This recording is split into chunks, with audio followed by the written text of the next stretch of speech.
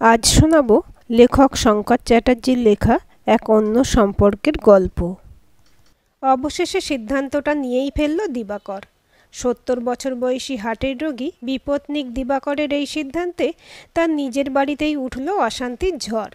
ছেলে প্রভাকর ও তার স্ত্রী প্রিয়া কথাটা শুনে ঘেন্নায় থুতু ফেলল। ছি ছি, আত্মীয় স্বজন পাড়া প্রতিবেশী জানলে কি বলবে? সমালোচনার ঝড় বইবে সারা দুনিয়া জুড়ে। দিবাকরের স্ত্রী মারা গেছে আজ 10 বছর হয়ে গেল। বাবার হার্টের অবস্থাও ভালো নয়। সেই জন্য প্রভাকর একজন দিনরাত্রি বাবা দেখাশোনা করার জন্য ওই বাসবিকে রাখে। 50 বছর বয়সী বিধবা মহিলা একাই থাকতো সামনের কলোনির একচিলতে ঘর নিয়ে। 3 কুলে কেউ নেই। শ্বশুরের হার্টের অসুখ বাড়াবাড়ি হতে পুত্রবধূ প্রিয়া ওই মহিলাটিকে আনে এই বাড়িতে। খুবই দুঃখী অসহায়া মহিলা। সকাল থেকে রাত পর্যন্ত শ্বশুরের দেখাশোনা ও কাজগুলো করে দিত। এতদিন থাকতে থাকতে ঘরের লোকের মতোই হয়ে গিয়েছিল সে। বাসবীর স্বভাব চরিত্রও খুব ভালো। মাঝে মাঝে প্রিয়ার অনেক কাজও করে দিত। রাত্রে শুধু শুতে ওই কলোনিতে যেত। প্রিয়া ওকে রেখে নিজেও নিশ্চিন্ত ছিল। এই তো গত বছর প্রভাকর ফ্যামিলি নিয়ে দিন 10 নৈনিতাল ঘুরে এলো। সেই কদিন বাসবী বাড়িতেই ছিল। কিন্তু ওরা ঘূর্ণাক্ষরেও বুঝতে পারেনি বাসবীর পেটে পেটে এত কুবুদ্ধি। আর শ্বশুরকেও বলিহারি যাই। একে হার্টের রোগী, মাঝে মধ্যেই বাড়াবাড়ি হয়, এখন তখন অবস্থা। সত্যি পুরুষ মানুষদের বোঝা দেয়। চিতায় না ওঠা অবধি নারী আসক্তি ঘোচে না। প্রিয়ার মনে হয় ডাক ছেড়ে কাঁদে।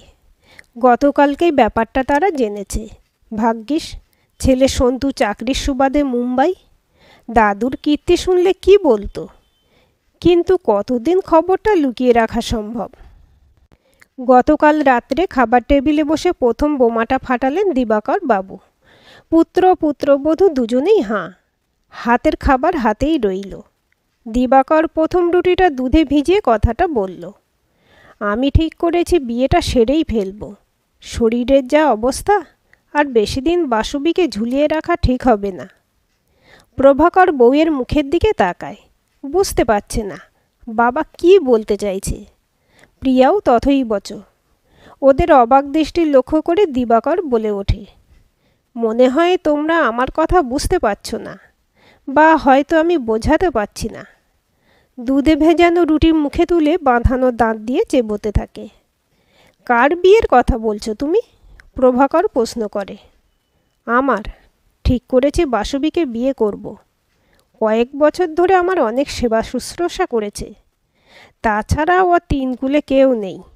বয়সও হয়েছে। আমি মরে গেলে এখানে চাকরিটাও যাবে। বেচারি অকুল পাথারে পড়বে। আস্তে আস্তে ওর খাটার ক্ষমতাও কমে যাচ্ছে। তাই ভেবে দেখলাম বিয়েটাই একমাত্র শ্রেষ্ঠ উপায়। প্রভাকরের মুখের খাবার মুখেই রয়ে গেছে। বাবা বলছে কি? এ যে কল্পনার বাইরে। হজম করতে সময় লাগবে বই কি। তুমি বলছো কি? এই বয়সে বিয়ে? তাও বাড়ির কাজের লোকের সঙ্গে? তোমার মাথা ঠিক আছে তো? প্রিয়াও স্বামীর তালে তাল দেয়। আত্মীয় স্বজন পাড়া প্রতিবেশী শুনলে কি বলবে? সমাজ বলেও তো একটা জিনিস আছে।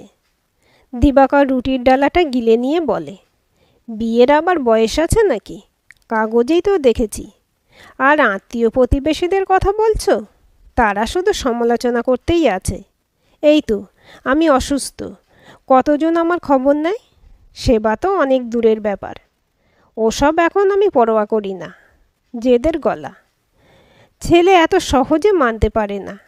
তোমার না হয় লোকলজ্জার ভয় নেই, কিন্তু আমাদের আছে। তোমার নাতি শুনলে কি বলবে একবার ভাবো। তাছাড়া আমার শ্বশুরবাড়ির লোকেরা চারদিকে ছি ছি হবে।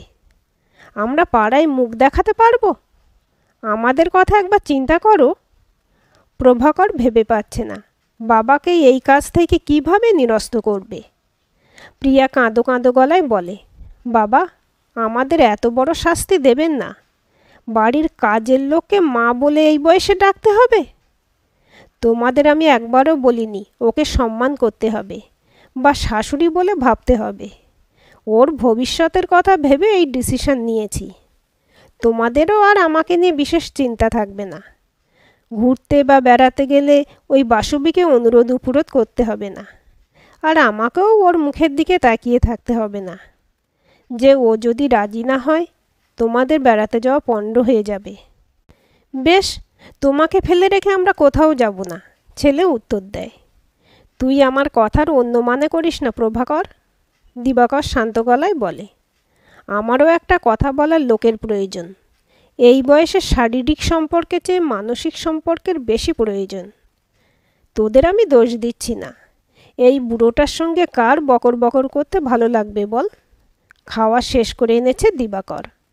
বেশ তো বাবা, আমরা বাসবিদির কাজটা একটু কমিয়ে দিচ্ছি, তাহলে ও আপনার সাথে কথা বলার আরও সময় পাবে। তাই বলে বিয়ে দয়া করে করবেন না। প্রিয়া বোঝানোর চেষ্টা করে। এই বয়সে কাজের লোক যদি সিঁথিতে সিঁদুর পরে শাশুড়ির আসনে বসে, একটু বুঝে দেখুন আমাদের পরিস্থিতিটা। প্রিয়ার কণ্ঠে মিনতি। প্রভাকর জানে তার একগুঁয়ে জেদি বাবাকে। দিবাকর চেয়ার ছেড়ে উঠে দাঁড়ায়। সেসব ভয় নেই বৌমা, আমি বাসবির সঙ্গে কথা বলেই রেখেছি। সে কোনোদিনই শাশুড়ির দাবি নিয়ে তোমার কাছে আসবে না। সিঁদুর পরা তো দূরের ব্যাপার। প্রভাকরের এবার একটু মাথা গরম হয়ে যায়। বলে বসে, তুমি যখন আইনত তাকে অধিকার দিচ্ছ, দাবি করে বসতে কতক্ষণ? মেয়ে জাতকে আমার চেনা আছে। ঘুরে দাঁড়ালো অশক্ত দিবাকর। তুই তো সমগ্র নারী জাতিকে অপমান করছিস, তার সঙ্গে তোর মা ও স্ত্রীও আছে। একটা কথা মাথায় রাখিস, তোদের লজ্জায় ফেলবো না। রাত হলো, শুয়ে পড়ি। কালকে আবার লইয়ার বক্সি আসবে। হাতে লাঠি নিয়ে ঘরে চলে গেল দিবাকর। স্বামী স্ত্রী দুজনে বোবার মতো বসে থাকে। দুজনের মাথায় দুরকম চিন্তা পাক খেতে লাগলো। পরিবেশটা হয়ে উঠল থমথমে। শেষে প্রভাকর উঠে দাঁড়ালো। কাল সকালেই অফিস। হাত মুখ ধুয়ে ঘরে চলে গেল। প্রিয়া এঁটো বাসনপত্র গুছিয়ে যখন শুতে এলো, তখন ঘড়িতে রাত 11টা বাজছে। এসে দেখে প্রভাকর খাটে চুপচাপ বসে গভীর চিন্তায় মগ্ন। কি ভাবছ? ও স্বামীর পাশে এসে বসল। স্বামীর উত্তর না পেয়ে আবার বলে ওঠে, কি গো, কি ভাবছ? প্রভাকর হাই তুলে বলে ওঠে, বাবা ওই বাসবিকে বিয়ে করেই ছাড়বে। এই কয়েক বছরে বাবার মাথাটা ভালো করে চিবিয়েছে ওই মহিলাটি। তুমিও বাড়ি থাকতে না। তোমার মহিলা মহল, বাপের বাড়ি, শপিং এইসব নিয়ে তুমি ব্যস্ত। সেই সুযোগটা বাসবি সুন্দরভাবে নিয়েছে। প্রিয়া চিরবিরিয়ে ওঠে, আমি জানতাম তুমি আমাকেই দোষ দেবে। কি করে জানবো? তোমার বাবা ডুবে ডুবে জল খাচ্ছে, এদিকে এত রাশভারী মানুষ সেজে থাকে। একটু থেমে বলে, কাল বাসবিদি কাজে এলে একটু বুঝিয়ে দেখব। প্রভাকর অবাক চোখে বউয়ের দিকে তাকায়। যে মানুষটা ছেঁড়া বিছানায় শুয়ে কোটি টাকা স্বপ্ন দেখছে, সে তোমার কথা শুনবে ভেবেছ? কোটি টাকা? প্রিয়ার মুখটা হাঁ হয়ে যায়। ইয়েস, তারও বেশি। এই বাড়িটার বর্তমান বাজারে দাম কত জানো? তাছাড়া বাবার ব্যাংকে ফিক্সড ডিপোজিটগুলোর পরিমাণ 50 লাখের কাছাকাছি। বাবার মৃত্যুর পর সব কিছুর অধিকারী ওই কাজের মহিলাটি। প্রিয়া এদিকটা ভেবে দেখেনি, শুধু লোকলজ্জার কথাই ভেবেছে। তাই বলে ওঠে, কি হবে গো? ওই বাসবি দুদিনেই আমাদের বাড়ি থেকে বের করে দেবে। সত্যি, একেই বলে কপাল। পরক্ষণেই মুখে রাগ নিয়ে বলে, প্রাণ থাকতে এ হতে দেব না। অসহায় মুখে প্রভাকর বলল, কিন্তু আটকাবো কিভাবে? সেটাই মাথায় আসছে না। কঠিন কিছু করতে গেলে আইন, আদালত, মিডিয়া আমাদের পেছনে লেগে যাবে। আর বাবাকে হাজার বুঝিয়ে লাভ নেই, যা একরোখা লোক। তাহলে হাত পা গুটিয়ে বসে নিজের বাবার বিয়ে দেখো, ভেঙচে ওঠে প্রিয়া। বেশ খানিকটা কথা চালাচালি করার পরও কোনো আশার আলো দেখতে পেল না ওরা। এদিকে রাতের বয়স বেড়েই চলেছে। ঘড়ির দিকে তাকিয়ে দুজনেই শুয়ে পড়ল। কিন্তু ঘুম নামক বস্তু দুজনের চোখ থেকেই উড়ে গেছে। দুজনেই ভবিষ্যতের কথা ভেবে চলেছে। ওরা এমনিতেই সচ্ছল। প্রভাকর সরকারি অফিসে কাজ করে। একমাত্র ছেলে মুম্বাইয়ে একটা কোর্স করছে। তাই বলে এত বড় সম্পত্তি, ব্যাংক ব্যালেন্স হাত ফসকে একজন অজানা অচেনা ভিখারি মহিলার হাতে চলে যাবে? এটা মানা যায়? মনে হচ্ছে গুন্ডা লাগিয়ে ওই বাসুবিকে খুন করে ফেলা উচিত। শুয়ে শুয়েই দাঁত কিরমির করে প্রিয়া। প্রভাকর ভেবেছিল বাবা মারা গেলেই এই বিরাট বাড়িটা প্রমোটারকে দিয়ে দেবে। একটা সাধারণ কথাবার্তা করেই রেখেছিল। আর ওই নগদ 50 লাখ, গতকাল পর্যন্ত কল্পনা করতে পারেনি সে। শেষ বয়সে প্রেম, বাবা যদি ওই ডাকিনেটাকে সব কিছু লিখে দেয়। প্রভাকর এই মধ্য বয়সে এসে লোন নিয়ে বাড়ি করতে বা ফ্ল্যাট কিনতে পারবে? রাস্তায় দাঁড়াতে হবে। সংসারে প্রতি মাসে বাবা 20,000 টাকা দেয়, সেটাও বন্ধ হবে। ছেলেকে প্রতি মাসে বেশ কিছু টাকা পাঠাতে হয়। প্রিয়ার মার্কেটিং, এত আয়েসিপনা, লপচপানি একদিনেই বন্ধ হয়ে যাবে। ক্রমশ মাথাটা উত্তেজিত হতে থাকে প্রভাকরের। কালকেই উকিল আসবে। সে ঠিক করে নেয় কালকে আর অফিসে যাবে না। শেষ চেষ্টা করতেই হবে। লয়ার বক্সির সঙ্গে তারও জানাশোনা আছে। আর উকিল হলো সবাইয়ের বন্ধু, ওকেই ধরতে হবে। তারপর যা থাকে কপালে। সকালেই বাসবি কাজে এলো। দোহারা চেহারা, শ্যামলা গায়ের রং, ক্ষয়িষ্ণু মুখ। মাথার চুল অনেকটাই উঠে গেছে, সাদা চুলগুলো উঁকি মারছে। দাঁতগুলো অল্প উঁচু, সারা শরীরে অভাবের চিহ্ন। কালকে শোনার পর প্রিয়া এই প্রথম ভালোভাবে দেখছে তার হবু শাশুড়িকে। কোন দিকটা থেকে শ্বশুরেকে পছন্দ করলো? তার আসল শাশুড়ি দেখতে ছিল অনেক সুন্দরী। বুড়ো বয়সে ভীমরতী একেই বলে। তোমার বাবা চা করে দিয়ে আসি, বাসবি বলে ওঠে। থাক, বাবার চা আমি করছি, একটু আদা দিয়ে করব, প্রিয়া কঠিন স্বরে বলে। বাসবি চুপ করে যায়। হঠাৎ এই পরিবর্তন কেন? তবে কি বড়বাবু বাড়িতে কথাটা বলে দিয়েছে? বাসবি মনে মনে সংকুচিত হয়। এই জন্য বারবার নিষেধ করেছিল ওনাকে এত বাজে সিদ্ধান্ত না নিতে। এসব আমাদের সমাজে চলে না। মুখ্য মানুষ হয়েও সে বুঝেছিল, কিন্তু বোঝেননি দিবাকর বাবু। বাসবির জীবনের কথা শুনে দুঃখে ওর প্রাণ কেঁদে উঠেছিল। একমাত্র মেয়ের বিয়ে দিয়েছিল শেষ সম্বল ভিটেখানা বেচে। বিধবা বলে ছেলেপক্ষ কোনো রেয়াত করেনি। ভেবেছিল তার একার জীবন কষ্টসৃষ্টে চলে যাবে, মেয়েটা তবু সুখে থাকবে। কিন্তু ভগবান যাকে মারেন বোধহয় সব দিক থেকেই মারেন। বাচ্চা হতে গিয়ে মেয়ে আর শিশু দুজনেই মারা গেল। তারপর এই শহরে চলে আসা, এর বাড়ি ওর বাড়ি কাজ করা, আর রাতে ওই এক চিলতে বারান্দার মতো ঘরটাতে শুয়ে চোখের জল ফেলা। বয়সও হয়েছে, আগের মতো শক্তি নেই শরীরে। এখানে কাজে ঢোকার আগে 1 মাস হাসপাতালে পড়ে থাকতে হয়েছিল রক্ত অল্পতা রোগে। ছাড়ার আগে ডাক্তার জানিয়েছিল ভালো ভালো খাবার খেতে হবে। শুনে মনে মনে হেসেছিল। ওষুধ কেনার যার পয়সা নেই, তার আবার ভালো ভালো খাবার। শুনে গম্ভীর গলায় ওই বিয়ের প্রস্তাব দিয়েছিল মানুষটা। চমকে উঠেছিল বাসবি। বলে কি লোকটা? এ যে শোনাও পাপ। তাছাড়া ওসব নাটক সিনেমায় হয়। কিন্তু মানুষটা নাছোড়বান্দা। বলেছিল, আমি জানি আমাদের সমাজ শুধু সমালোচনা করতে জানে। অবশ্য আমরাও সমাজের বাইরে নই। তুমিও যখন এর বিরুদ্ধে, তখন না হয় ব্যাপারটা গোপন রাখবো, শুধু কয়েকজন জানবে। না হলে আমার মৃত্যুর পরে তোমাকে বদনাম দেবে। তুমি যেমন আমার দেখাশোনা করছো সেভাবেই করে যাবে, কিন্তু এর ফলে তোমার ভবিষ্যৎটা অন্ধকারে ঢেকে যাবে না। এমন ব্যবস্থা করে যাব আমার নিজের লোকেরাও কিছু বলতে পারবে না। এরপরও বাসবি পই পই করে বারণ করেও লাভ হয়নি। এখন প্রিয়ার কথা বলার ভঙ্গি আর চাউনি বুঝিয়ে দিচ্ছে তারাও গোপন কথাটা জেনে গেছে, আর সেটা ভালোভাবে নেয়নি। লজ্জায় মুখ ঢেকে বাসবি দিবাকরের ঘরের দিকে যায়। না, এই লজ্জা নিয়ে এখানে আর কাজ করবে না। সেই কথাটাই ওই মানুষটাকে জানিয়ে দেবে। হয়তো ভগবান এইটুকু সৌভাগ্যও বাসবিকে দান করতে চায় না। বাসবি দিবাকরের ঘরে ঢুকে নিচু স্বরে বলল, আপনাকে মিনতি করি, এই ভুল কাজ করবেন না। দিবাকর প্রথমে বুঝতে পারেনি, কেননা ইদানিং কানেও কম শুনছেন। আবার কথাটা বলতে বুঝতে পারল। কেন? ওরা কিছু বলেছে তোমায়? সব কিছু কি মুখে বলতে হয়? চোখের ভাষায় বলা যায়। গম্ভীর হয়ে গেল দিবাকর। এই সময় প্রিয়া চা নিয়ে ঘরে ঢুকল। দিবাকর প্রশ্ন করল, হঠাৎ তুমি চা নিয়ে এলে? প্রিয়া হেসে বলে, আদা দিয়ে চা করলাম, খেয়ে দেখুন কেমন হয়েছে।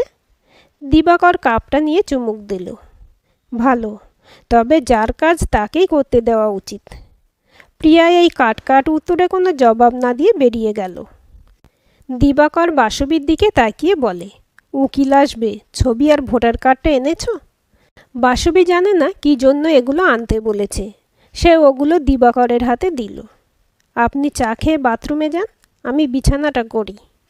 বাসবির দৈনন্দিন কাজ শুরু হয়ে যায়। বেলার দিকে বক্সি একজন সহকারীকে সঙ্গে নিয়ে এলো। ড্রয়িং রুমে বসে দিবাকর ছেলে আর বৌমাকে ডেকে পাঠালো। বাসবিকেও আসতে বলল। উকিল বক্সির দিকে তাকিয়ে দিবাকর বলল, আমি চাই রেজিস্ট্রি ম্যারেজের ব্যাপারটা আমাদের এই কজনের মধ্যেই সীমাবদ্ধ থাকবে। কেননা অনেকে তিলকে তাল করার স্বভাব থাকে, আর ভালো আলোচনা থেকে খারাপ আলোচনা খুব মুখরোচক। এরপর বক্সি ফর্মগুলোতে সই করিয়ে নিয়ে বলল, 2-1 মাসের মধ্যেই হয়ে যাবে। বাসবিও কাঁপা কাঁপা অক্ষরে সই করল। প্রভাকরের মুখ রাগে লাল হয়ে আছে। সকালে বক্সিকে ফোন করেও কোনো লাভ হয়নি। সেই দিন থেকেই বাড়িতে শুরু হয়ে গেল মৌনব্রত পালন। সারা বাড়িটা নিশ্চুপ হয়ে গেল, যেন আসন্ন কালবৈশাখী ঝড়ের আগমনের প্রতীক্ষায় সবাই অপেক্ষারত। এখন রাতের খাবার টেবিলে দিবাকর একা খায়, কেননা ছেলে বউ জানিয়ে দিয়েছে এত তাড়াতাড়ি ওদের নাকি খিদে পায় না। বাসুবিও মুখ বুজে কাজ করে চলে যায়। এইভাবেই চলতে লাগলো সংসারটা। হাসি কথা এক প্রকার বন্ধ। একমাত্র কথার শব্দ ভেসে আসে টিভিগুলোর ভেতর থেকে। প্রভাকর ছেলেকে পর্যন্ত খবরটা জানায়নি। কয়েক মাস বাদে প্রিয়া একজন অটোওয়ালার কাছ থেকে খবর পেল তার শ্বশুর আর কাজের লোক গতকাল দুপুরে ব্যাংকে গিয়েছিল। বুকটা ধড়াস করে উঠল প্রিয়ার। তবে কি দুর্দিনে শুরু হলো? সেদিন রাত্রেই প্রভাকরকে খবরটা দিল সে।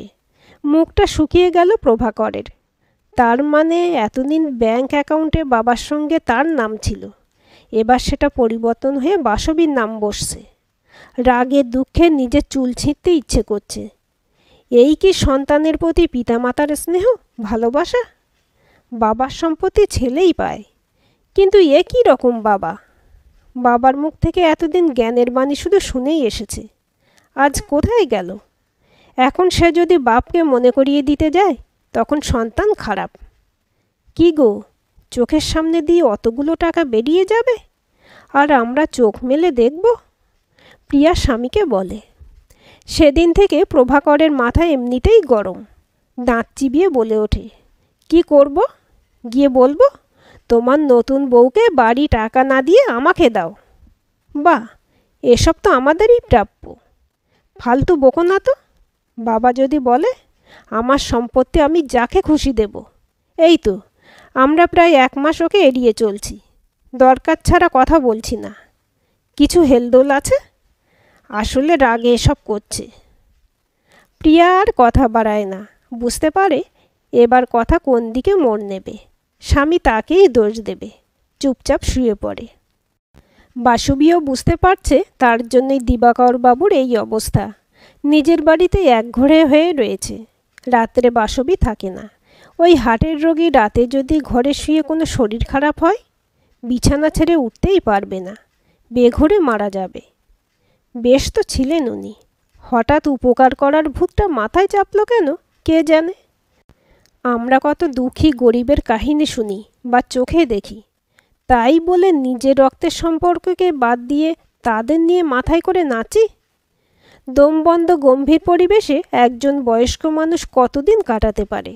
দিবাকর বিছানায় শুয়ে সেই কথাই ভাবছিল। ওর এই কাজটা ছেলে আর তার বউ যে পছন্দ করেনি তাও বুঝতে পেরেছে। তবে কি বুড়ো বয়সে সত্যি ভীমরতি হলো? বিচক্ষণ মানুষ আজ অবিবেচকের মতো কাজটা করে ফেলল। কেন করল?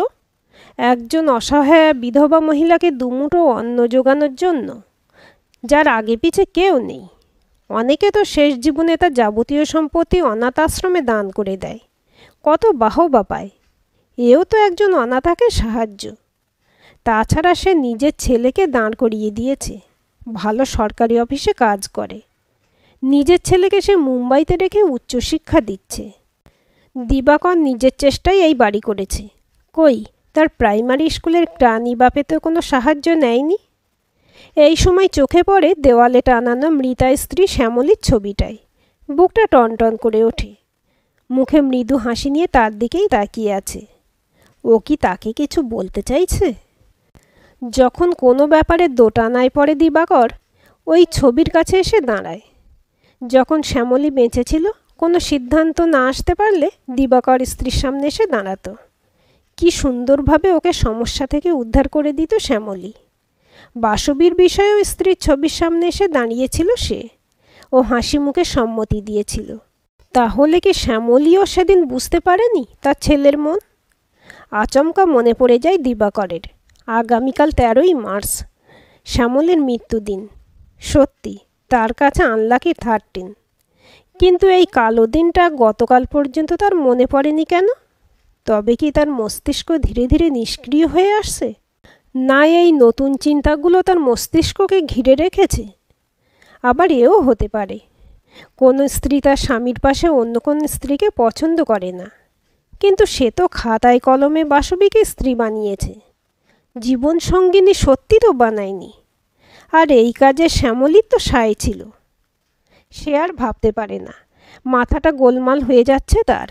বুকের মাঝে একটা চাপা চিনচিনে ব্যথা লাগছে। সাবধানী দিবাকর লাঠি হাতে উঠে টেবিল থেকে সরবিটের ট্যাবলেটটা নিয়ে জিভের তলায় রাখল। ঘড়িতে রাত 12:30 বাজছে। বিছানায় শুয়ে চোখ বুজে ঘুমের চেষ্টা করতে লাগলো। সকালেই দিবাকর টাকা দিয়ে বাসবীকে দোকানে পাঠালো একটা রজনীগন্ধার মালা আনার জন্য। আজ শ্যামলীর মৃত্যুদিন। 10টা বছর কেটে গেল। মালাটা ছবিতে দিয়ে কয়েকটা ধূপ জ্বালিয়ে দিল। প্রিয়া দেখে মনে মনে গজরায়, ওহ কত ঢং জানে বুড়ো। আজ রবিবার। প্রভাকর থলে নিয়ে বাজারে চলল। রাস্তায় তাপস কাকুর সঙ্গে দেখা হয়ে গেল, বাবার প্রাণের বন্ধু। মা বেঁচে থাকতে তাদের বাড়িতে সন্ধ্যের পর তাপস কাকু রোজ আসত বাবার সাথে দাবা খেলার জন্য। তখন যেন তাদের সংসারটা সদা হাসিতে আনন্দেতে উজ্জ্বল থাকত। মা মারা যেতেই কেমন যেন ছন্নছাড়া হয়ে পড়ল। বাবা আরও চুপচাপ হয়ে গেল। দাবা খেলার পাটও উঠে গেল। তাপস কাকুকে রিকশায় দেখে প্রভাকরের মাথায় একটা চিন্তা খেলে গেল। কাকুকে একবার বললে হয় না? যদিও বাবা কাউকে জানাতে বারণ করেছে, ও যদি কাকুকে অনুরোধ করে, বাবাকে যদি একটু বোঝায়, অন্তত তাকে যেন সব কিছু থেকে বঞ্চিত না করে। কাকু কেমন আছেন? বেলায় আপনার বাড়িতে একটু যাব, কথা আছে। একগাল হেসে তাপস সান্যাল বলে, 100 বার আসবে, আমি অপেক্ষা করব। উনি চলে গেলেন। প্রভাকর বাজারে ঢুকল। মনে মনে কথাগুলো ঝালিয়ে নিল। ওখানে কি বলবে? এক্ষুনি প্রিয়াকে কিছু জানাবে না। আগে বাবা কি বলে শোনা যাক তাপস কাকুর মুখ থেকে। বেলায় প্রভাকর তাপস কাকুর বাড়িতে গিয়ে সব বলল। কোনো কথা না বলে তিনি সব শুনলেন।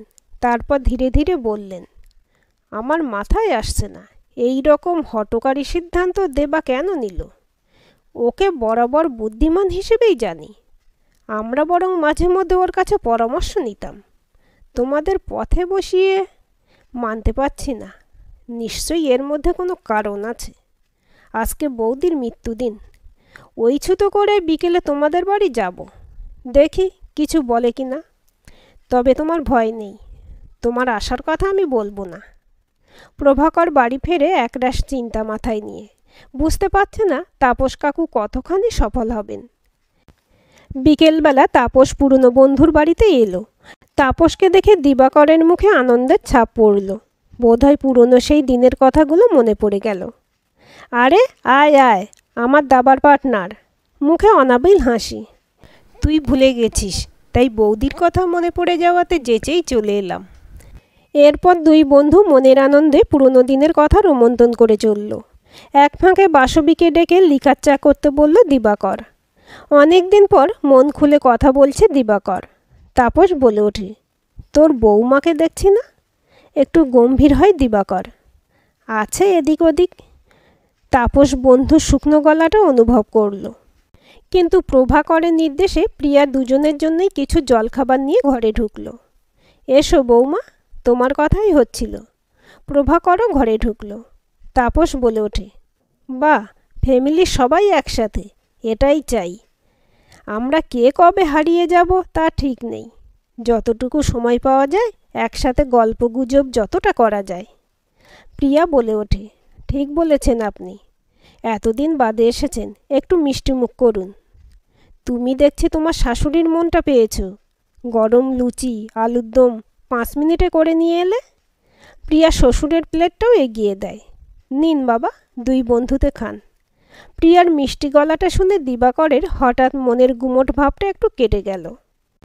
তারপর 2 বন্ধুতে মিলে একটু দাবা খেলুন।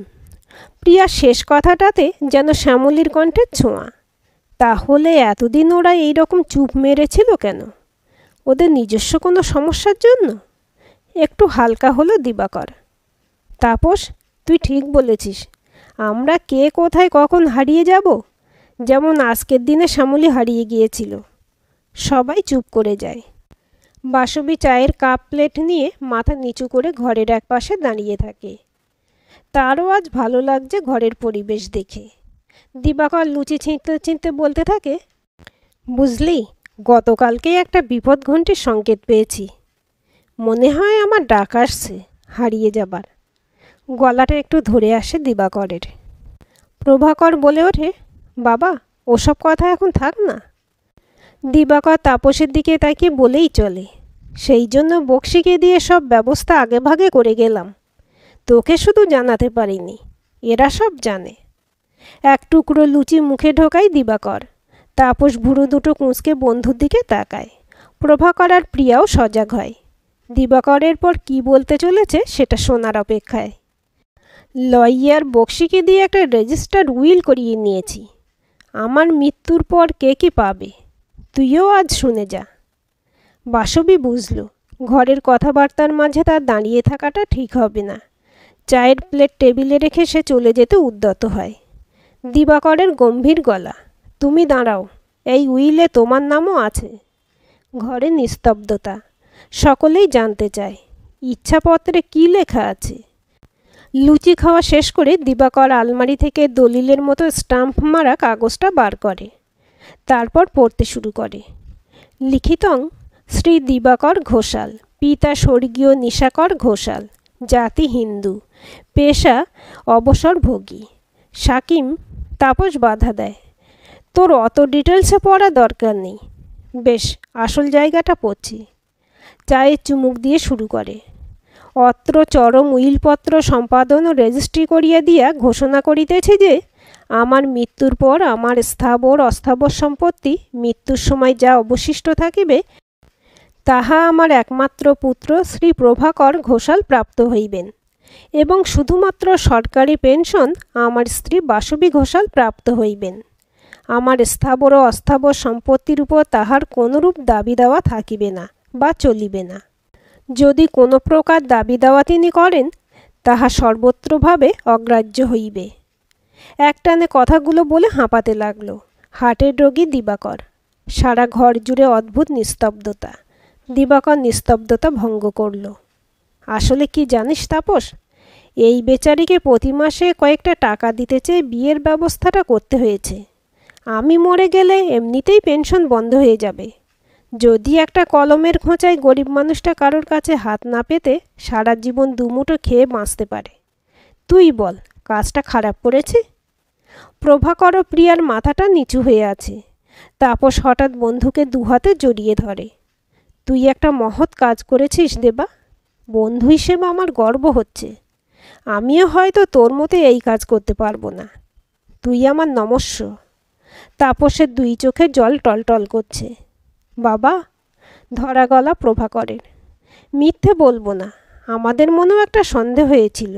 মানতে পারিনি তোমার কাজটা, কিন্তু তার পিছনে যে এই মহৎ উদ্দেশ্য একবারও ভাবিনি।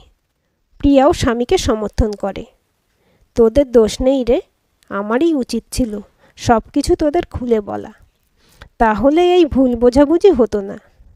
বাসবী মাটিতে গড় হয়ে প্রণাম করে দিবাকরকে। বলে, রক্ত মাংসে গড়া ভগবানকে এই প্রথম চোখে দেখলাম। প্রিয়া বলে ওঠে, কাকু, ভাগ্যিস আপনি আজকে এলেন, না হলে এই ভুল বোঝাবুঝি আমাদের মিটত না। অহেতুক আমরা সবাই কষ্ট পেতাম। আপনি মাঝে মাঝে আসবেন। বাবার সঙ্গে দাবা খেলার জন্য।